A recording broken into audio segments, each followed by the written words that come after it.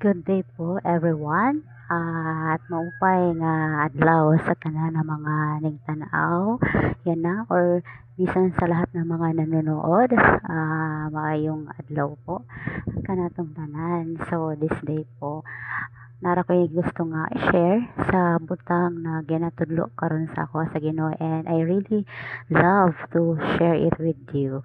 So I hope that you will be tune in with me this day. So, before ta nga magsugod kung unsa man ang mga butang nga gitudlo sa ako karon sa Ginoo, nara ko'y pangutana.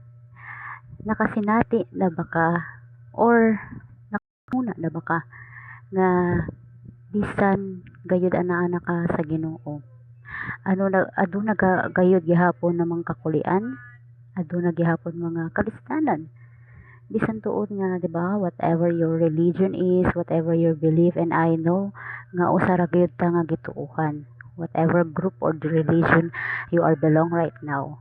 Kana nakauna na ba ka di ana nga abi nimo nga naa ka sa Ginoo, pero ngano man nga naglisod ra gihapon ka, ngano man nga murag grabe gihapon ang imuhang suffering, ang imuhang mga problema, murag bitog na usa kaadlaw nga makarealize ka nga nganong nagdungan man ni tanan. Og diba nga kung tutuusin hapsay naman uta kinangalagan man ta sa Ginoo. Ngano man nga nahitabo man nga ibisan ako abi nako nga ingana day ang kinabuhi labi na kung naa ka sa Ginoo, which is taliwas di ay siya sa giingon sa Biblia. Og diha jud na ko nasabtan nga dili di ay mao ang gitudlo sa Biblia. Og kasagaran, di ba, kung atong obserbaran, kasagaran gayud sa atong tuuhan ing ana nga pag naa ka, labi na sa mga tawo nga nakaingon sila nga pag naa ka sa Ginoo hapsay na maayo na ang tanan, which is dili di ay. Og dili na masabtan nga ang kakulian ug kalisdanan di ay maayo di ay pod siya, ug dili di ay siya daotan. So ako mong giawhag nga atong pagabasahon sa Philippians 1 verse 29. For it has been granted to you on behalf of Christ not only to believe in him but also to suffer for him. So atong otrohon, for it has been granted to you on behalf of Christ not only to believe in him but also to suffer for him. So klaro kaayo sa giingon sa Biblia nga even ako I realize something na suffering is good. Why? Tungod kay bisan gani si Apostoles Pablo nga the moment na iya kani gisuwat nga letter para sa church sa Philippi or sa mga taga Filipos, that time na siya sulod sa prisuhan, sa kulungan. And that time he is alone. So makita nimo na even though he is alone nga naa siya lausa sa prisuhan, pero he encouraged the church of Philippians na even though that there is a suffering, there is also a joy in it because you build character, your faith will increase.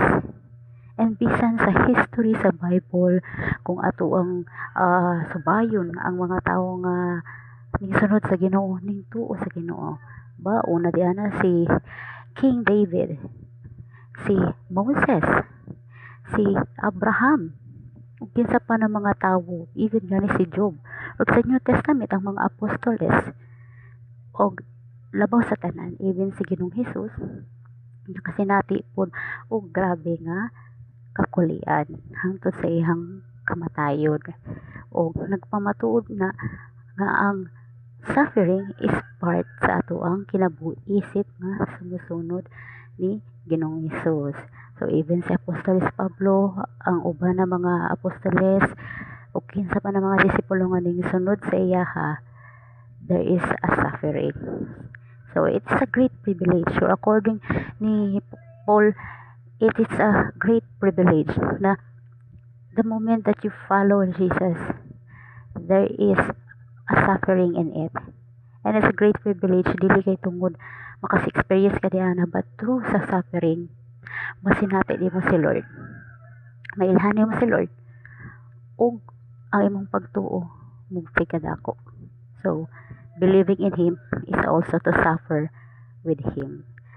So, I really realize nga it's a part. And it's really a good thing. Diba?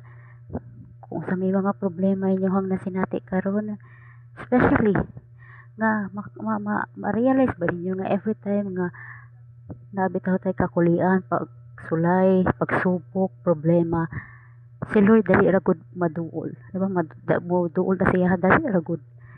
Kay that season or that moment, ang kinaiya sa Ginoo atong masabtan. So, suffering is good thing because it builds your character. You will become stronger, and you will become bold and courage nga mubarok jud sa imong gituohan.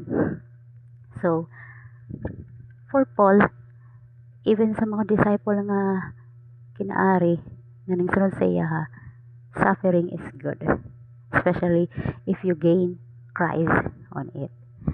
So, kana sa diyang ako ning nasabtan, ning tuod jud ko ug damo nga ning salig sa Ginoo. So ikaw igsuon sa dihang kini imong nasabtan, unsa may atong angay nga buhaton. And I was inspired that suffering can lead you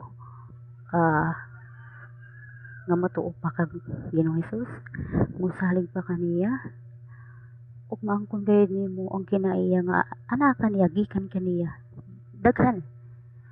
So suffering is not only you are feeling you are down, you are stressed, feeling nimo katapusan na sa kalibutan, but no, because you will really gain Jesus Christ, and that is the important thing.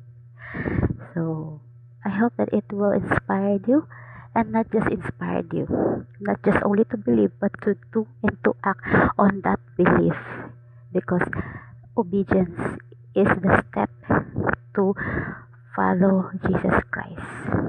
So akong gi-encourage nga kung tuo ka niini nga pulong nagisulti sa Ginoo karon sa ako even sa imuha, kung unsa man ang imuhang problema karon o kakuliat, I want you to get a paper ug isuwat ang imuhang mga butang na naglisod ka or mga pagsubok or mga problema. Write it down and pray this prayer. Diba? The moment na mo nang isuwat, pray this prayer. Believe it with your heart, with all the faith na Ginoo, despite or bisan sa unsa namong mga kakulian, problema, pagsulay na among nasinati karon, kabalo gayud mi nga anaa ka, o kabalo mi nga ikaw nagauban ka namo, that this suffering is part of our pag-follow diha kanimo.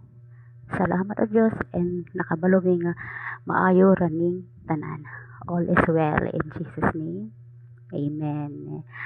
So, kung na sinati mo sa inyong sa pulong nagisulti karon sa Ginoo, diba? Comment down below, please like and share, and comment down below sa unsa man na mga experience ninyong kakulian nga God is answering your problem, na kung unsa may mga kasinatian ninyo, then you can share it. So hindi lang ako ang ma-inspire, even ang mga ubang tao nga naminaw ni ini. So I love to share your testimony in the comments. So see you there. Bye.